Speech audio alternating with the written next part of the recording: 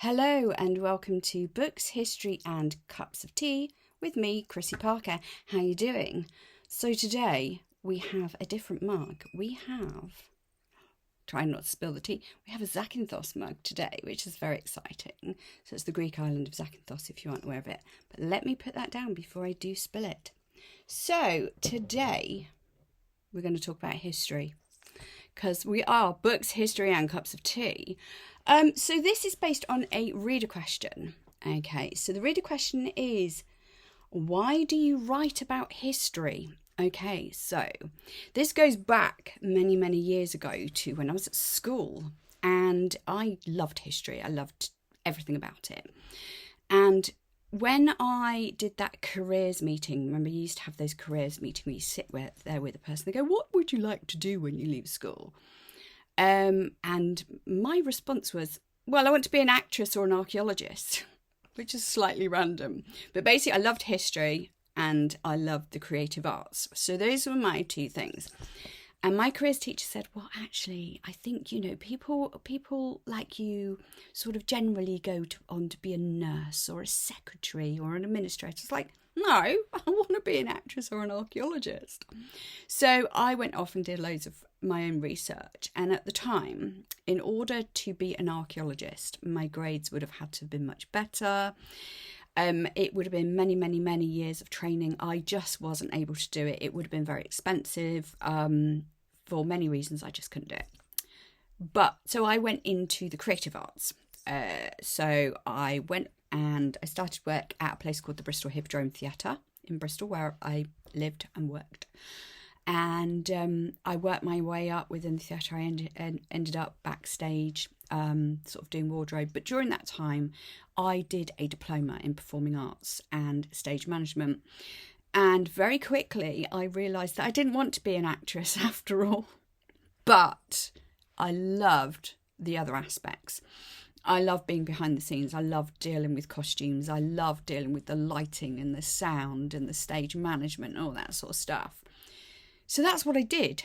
That's what my career basically became. I became a freelance production assistant working in TV, film, corporate business videos, that sort of thing. Eventually moved up to be a production coordinator. But the writing stayed with me over the years. And I still wrote, but the books that I wrote, they didn't go anywhere. They didn't inspire me. I kind of I'd get an idea and I'd start it and then go, no, this is not working for me.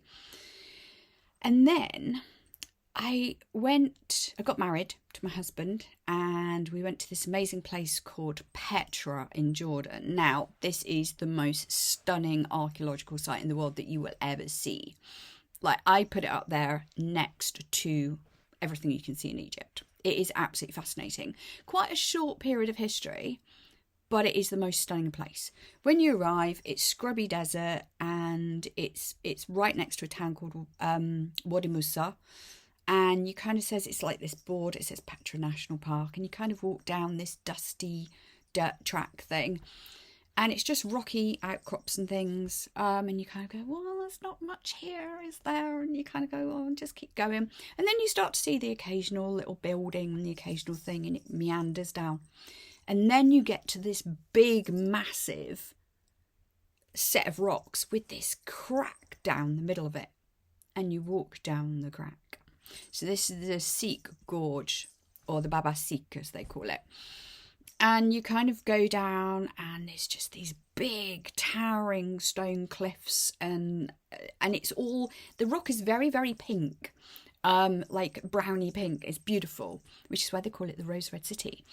And then you get down to the end and it comes out and there's just this big building in front of you. Now, any of you who've ever watched Indiana Jones and the Last Crusade, do you remember towards the end of the film when they actually end up at the temple?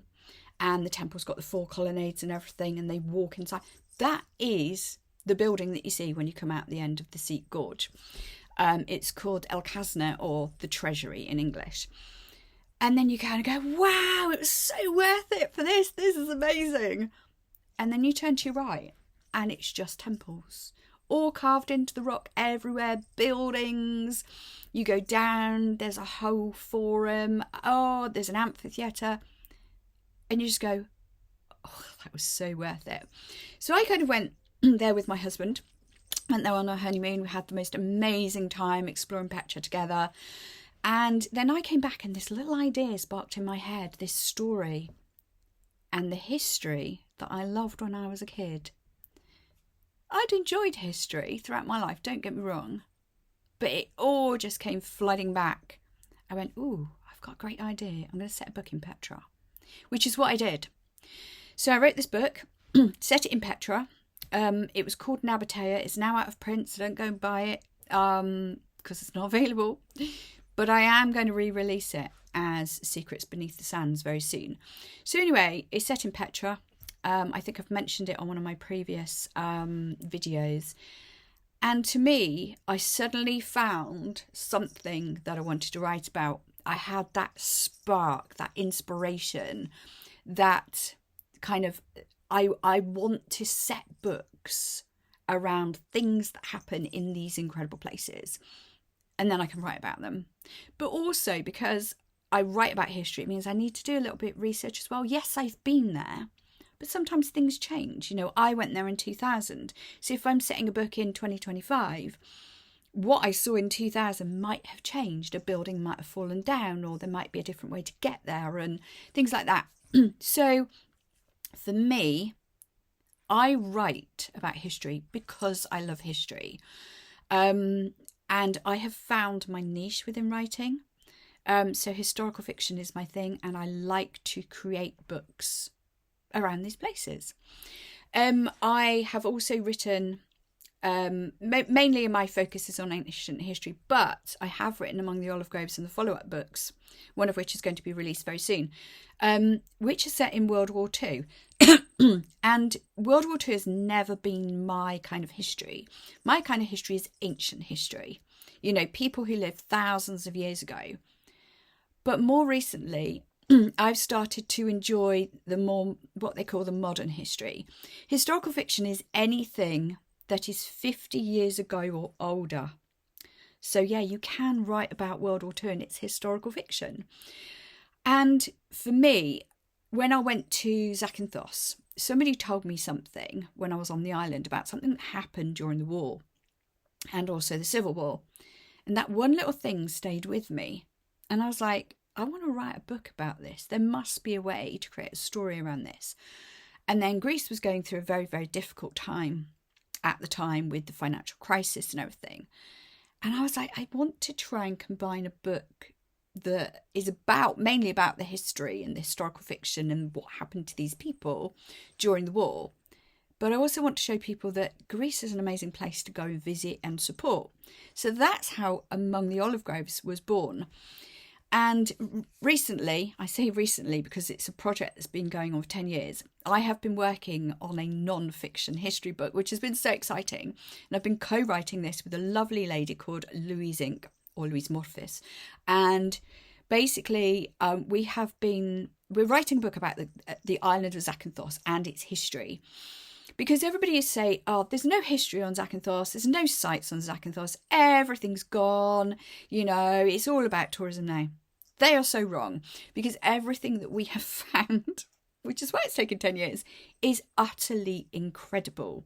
So I'm also writing that as well. So in answer to the question of why do you write about history, the simple answer is because I love it. And it's something that is a massive passion for me. And I get to combine my passion with my love of writing. So that's why I do it.